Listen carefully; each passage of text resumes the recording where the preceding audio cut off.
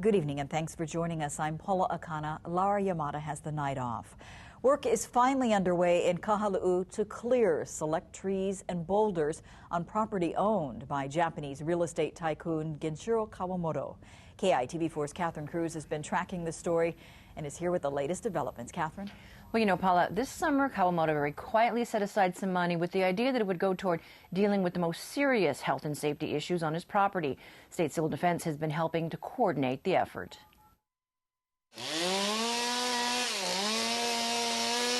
Workers from a company called Tree Monkeys have been busy this week attacking what neighbors called the Dragon's Nest. The state managed to strike a deal with Kawamoto to allow the most hazardous trees to be cut back. Kawamoto owns about 130 acres along this ridge in Kahaluu and recently agreed to have State Civil Defense take the lead, finding companies to bid on the work.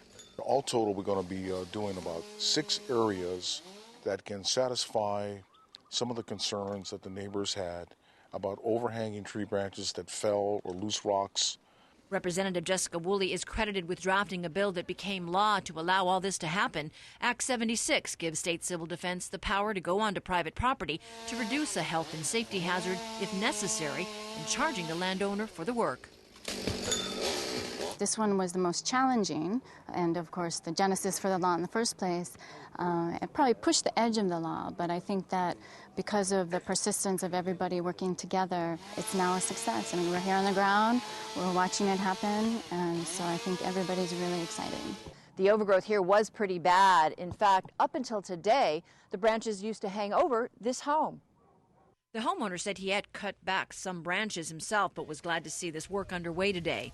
Last week, another crew tackled a couple of large loose boulders that threatened Norman Pang's home. The rocks were cut up, much to the relief of the homeowner and his neighbors.